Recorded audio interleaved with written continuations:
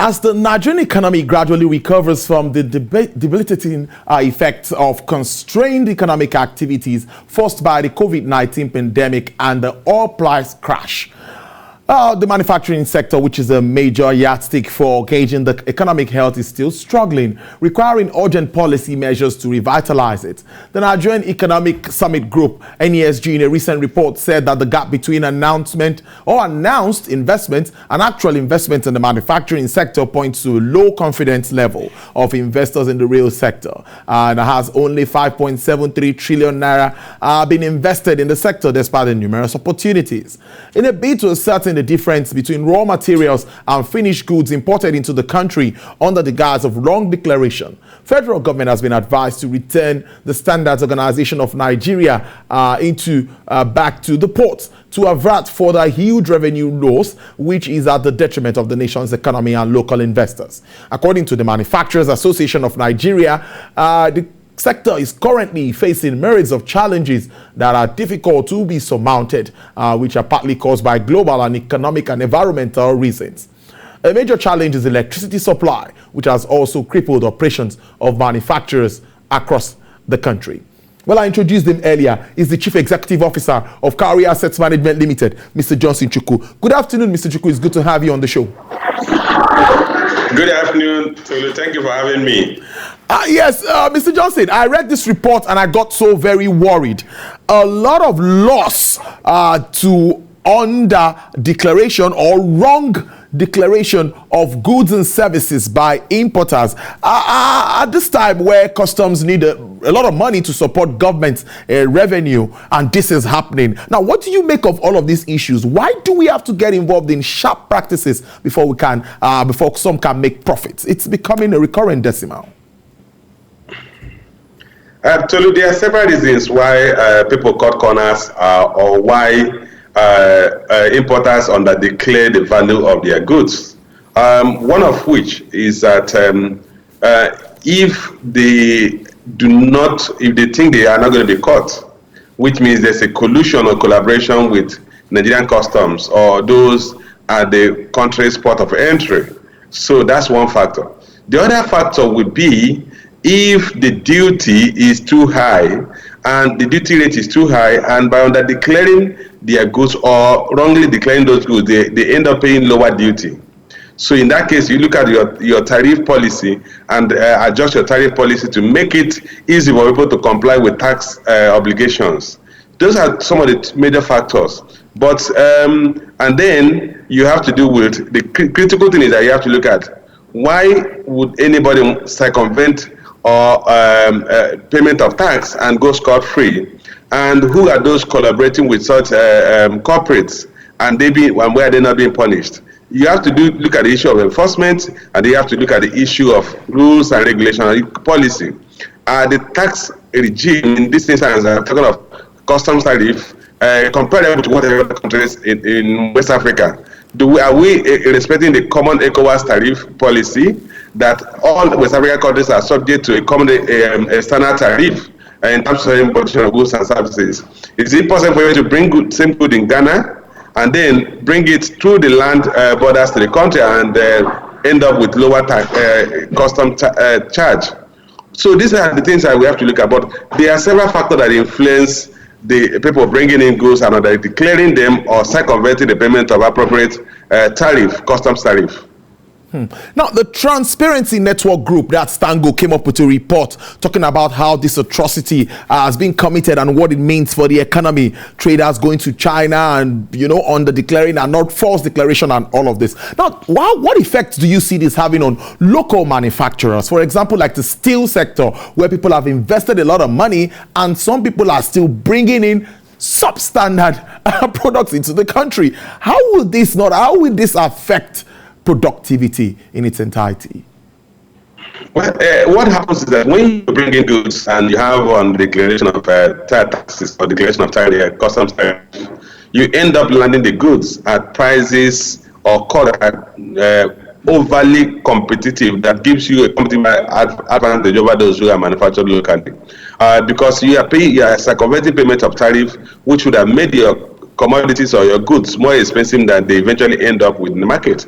And then you end up outcompeting those local manufacturers who have set up manufacturing establishment to produce things locally. So in effect, it is not good for the economy when you circumvent payment of customs tariff, because ultimately the economy suffers, because it could also lead to loss of jobs. As you know, when you encourage importation of goods that could be effectively and efficiently produced locally, you end up exporting labor to those countries where they are produced, and then creating employment to your local economy.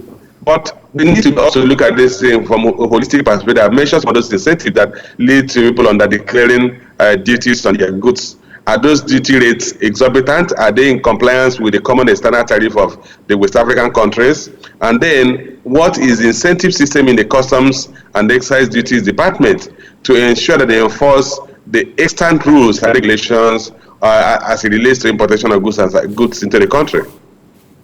So does this, I'm looking at it directly now for an investor or a local investor, and we talked about local manufacturing. I was with the minister earlier and we talked about how we can improve local manufacturing, even in the mining and of course the steel sector, putting his money, and somebody now comes in from, so what effect do you think this would have on that investor directly? His funds, his business, and what do you think would happen in all? Okay, I'm going to give you a life example. Okay. At some point in the 80s, the government banned importation of leather wares, shoes into the country.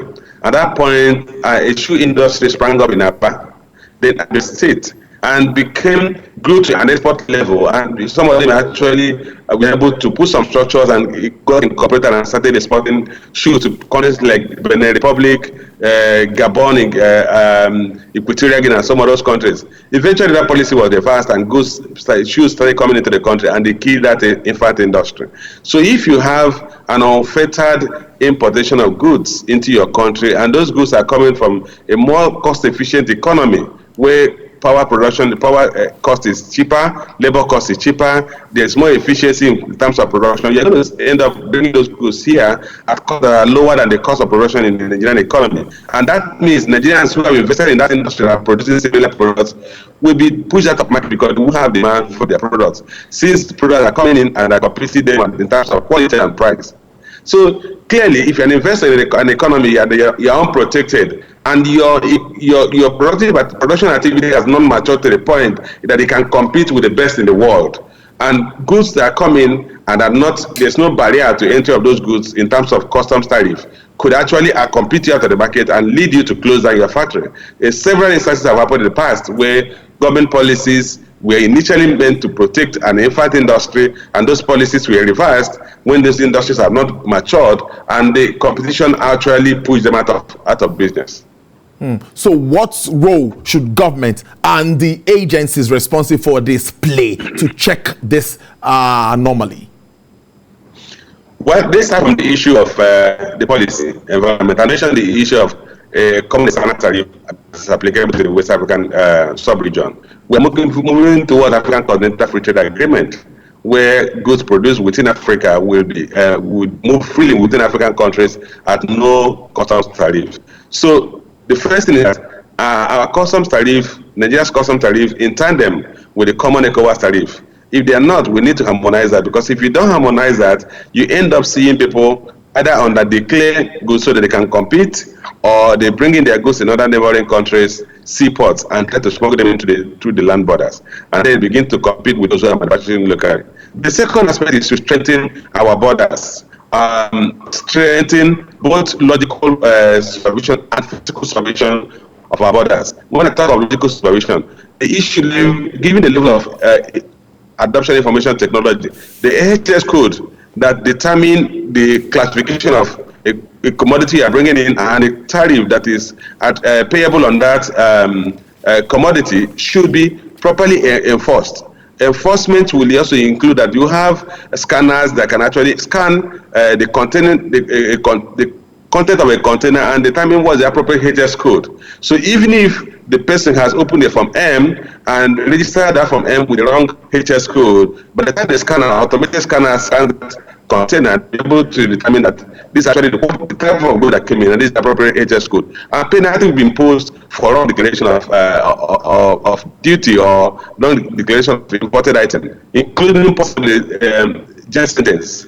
So we have to come from a point of policies, appropriate policies, and policy enforcement, and then as well as making sure that we create incentives for custom people to learn to keep to the rules. Sometimes when you say when you pay peanut, you get monkeys. So a lot of times we don't motivate those who were asked to man our borders, and then they are incentivized to cut corners because they need to survive. I'm not giving an excuse for anybody to commit any malfeasance, but I'm also saying that a good environment should be so that we motivate those who are doing their jobs so they can do them effectively and efficiently. That's not only the problem manufacturers face. We know we can go on and on when it comes to challenges they face. But another one is this proposed cancellation of eligibility customer status by distribution companies. Manufacturers are saying they are enjoying this, and they are hearing that maybe the discos want to call this off. I don't know how this also comes to you, Mr. Chuku. Well, in the first place, it is not it is not at the purview of the discos, the distribution companies to cancel the eligibility customer status. It is the Minister of Power that actually implemented or directed the Electricity Regulatory Commission to implement the eligibility status. It's only the minister that have the powers under the Electricity Reform Act to cancel the eligibility status. Customer status. So it is not probably what they are referring to, that discos are pushing for that to be cancelled. But in the first place, we have to look at the purpose of that eligibility customer status.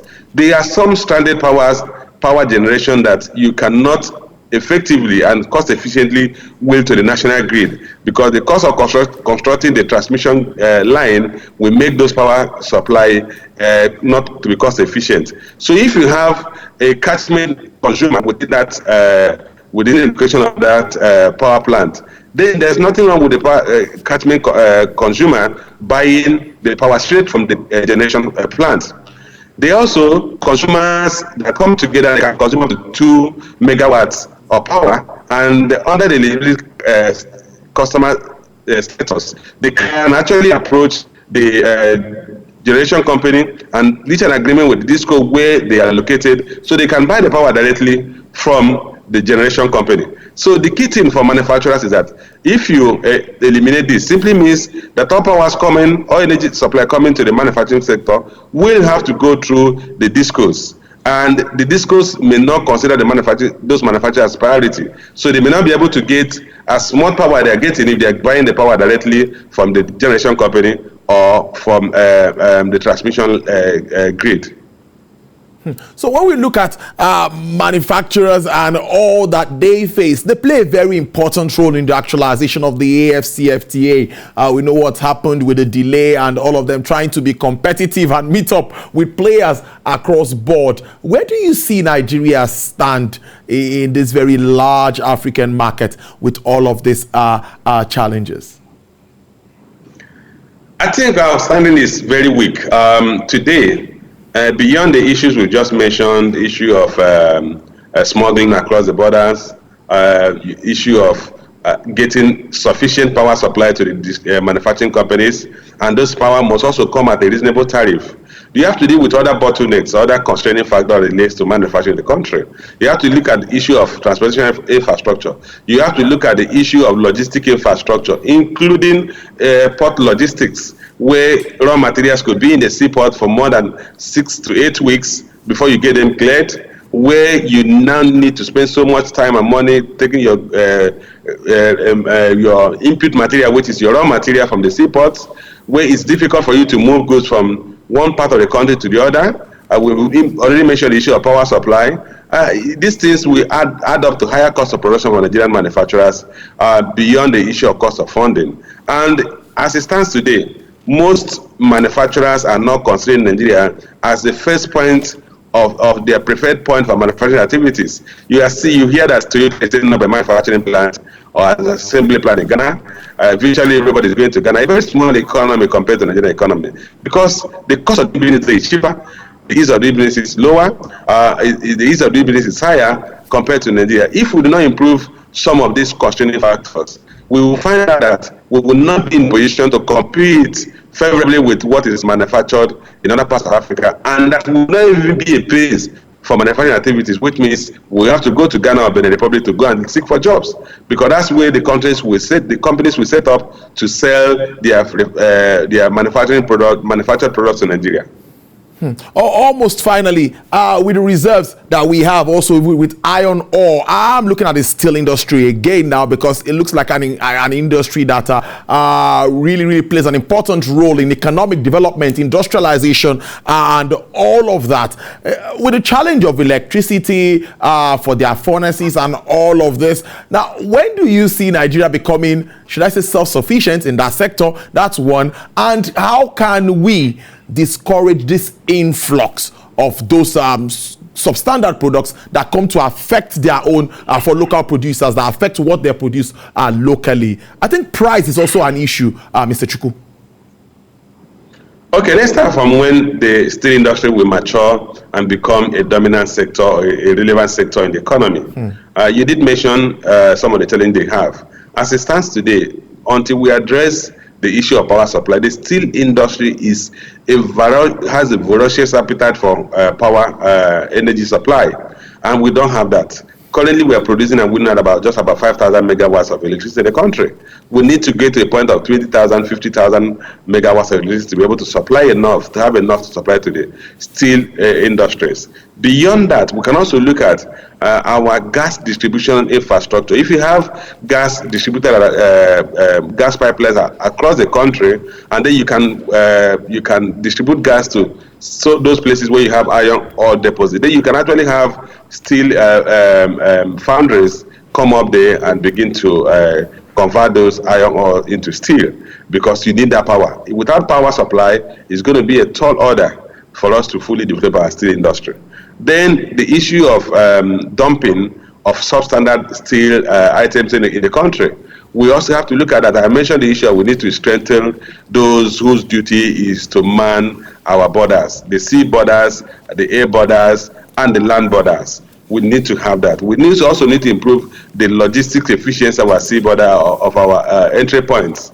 Again, we have to address the issue of our tariff structure.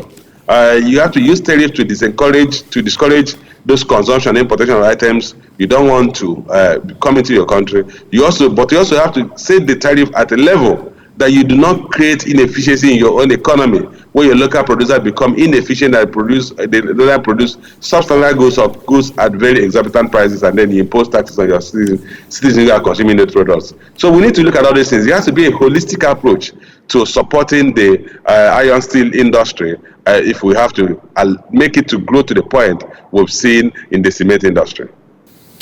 It's always a pleasure talking to you, Mr. Johnson Chukwu, CEO, Carrier Assets Management Limited. Thank you very much for your time, and do enjoy the rest of your day. My pleasure.